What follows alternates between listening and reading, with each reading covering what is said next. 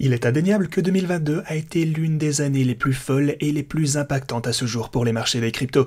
On a commencé par exemple l'année avec un Bitcoin à 46 213 $, l'Ethereum à 3 676 $, Solana à 170 $ et même Luna à 85 $.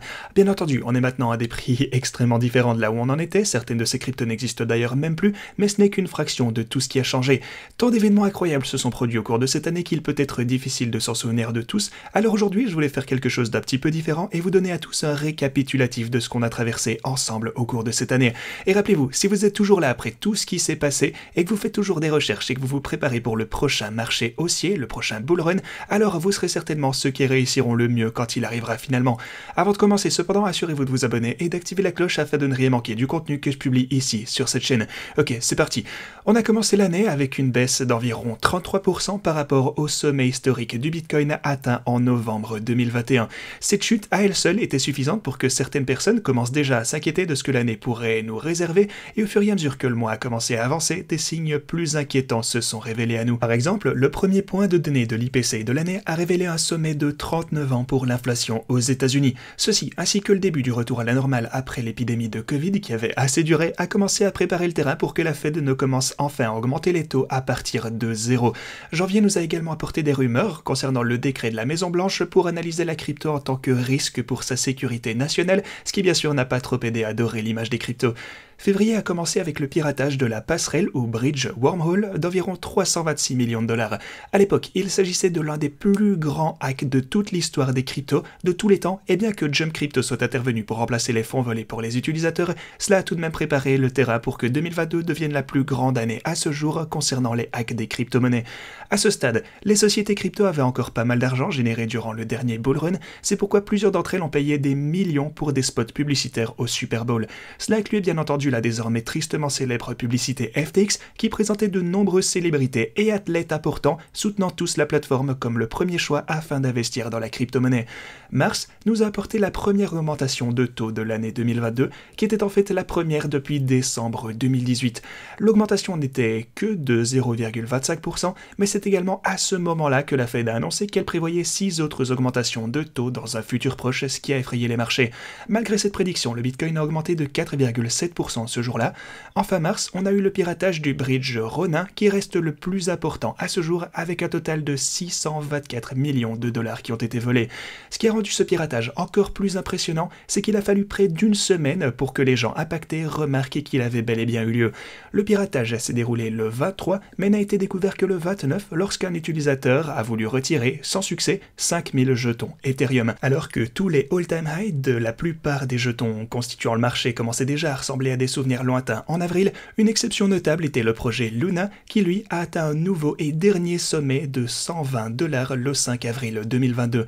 Avril a également poursuivi la tendance des grands hacks crypto avec le protocole Beanstalk qui a été exploité pour une perte de 181 millions de dollars. Avril a également été remarquable pour l'action des prix entre guillemets en baisse uniquement pour le Bitcoin où il a encore chuté de près de 20% au cours du mois. Le mois de mai, lui, a commencé plutôt calmement, alors même que la Fed augmentait encore les taux de 0,5%, mais Luna a ensuite décidé de s'effondrer et a entraîné le reste du marché des cryptos avec elle. En une semaine seulement, le jeton Luna a chuté de plus de 99,99% et l'UST a perdu son ancrage au dollar pour une chute totale de plus de 95%. Le Bitcoin lui a chuté de 36% et plus de 300 milliards de dollars du market cap total des cryptos ont été perdus et c'est là que Bloomberg a déclaré que l'hiver de la crypto était finalement arrivé. Aussi mauvaise qu'ait été cette semaine en question, on sait bien sûr maintenant que ce n'était que le début de la contagion énorme qu'on subit depuis le reste de cette année.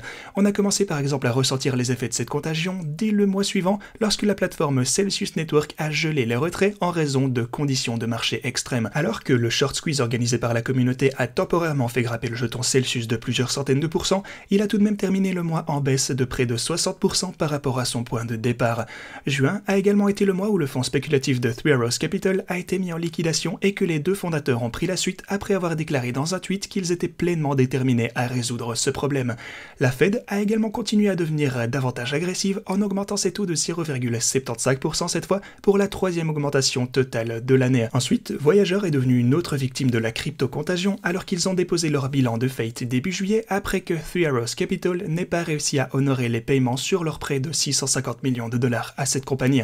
Également, les premières accusations de trading d'insiders sur les marchés des cryptos ont été annoncées en juillet à l'encontre d'un ancien employé de Coinbase. À ce moment, Tesla avait vendu environ 75% de ses avoirs en Bitcoin et, à la fin du mois, la Fed a relevé ses taux de 0,75% supplémentaires.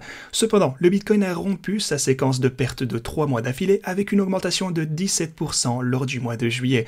Ces gains ont cependant été immédiatement restitués en août, bien qu'il ait été relativement calme par rapport au reste de l'année. Le bridge Nomad a lui été piraté à la hauteur de 190 millions de dollars et les États-Unis ont sanctionné au passage le service de mixage Tornado Cash, mais au moins il y a eu une petite pause dans les réunions du FOMC ce mois-ci.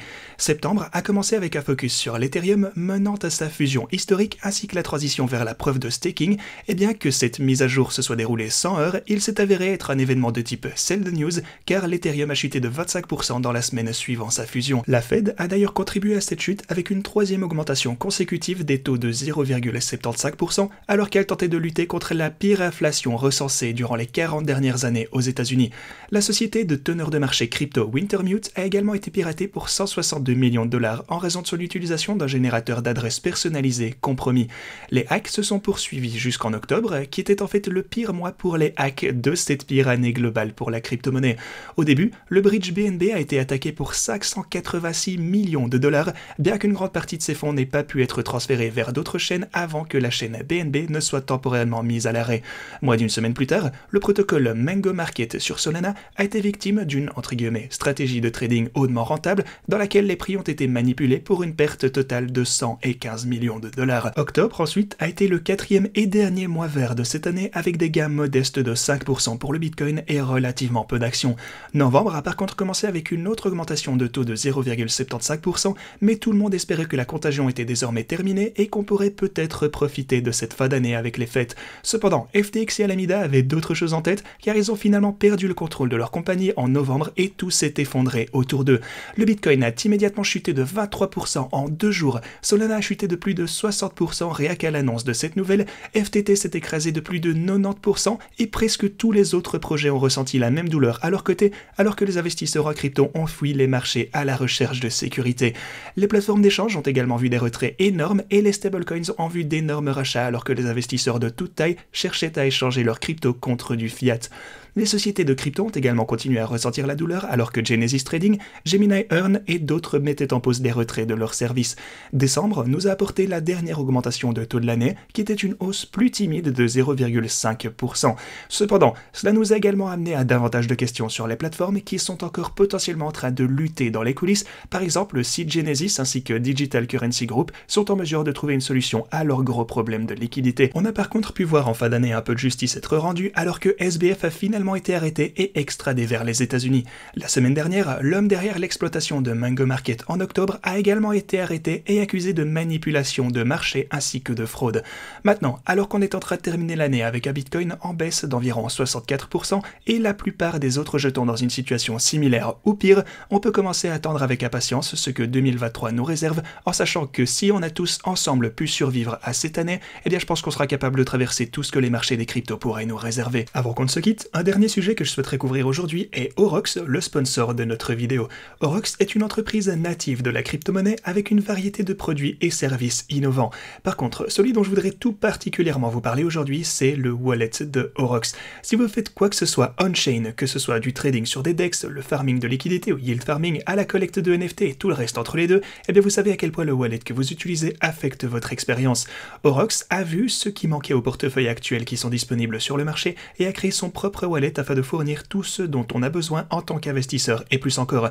Pour commencer, il est plus sécurisé grâce à des fonctionnalités telles que les simulations de transactions. Sachez par exemple ce qui se passera avant de cliquer sur soumettre et vérifier si un smart contract est inscrit sur la liste approuvée comme étant sécurisée.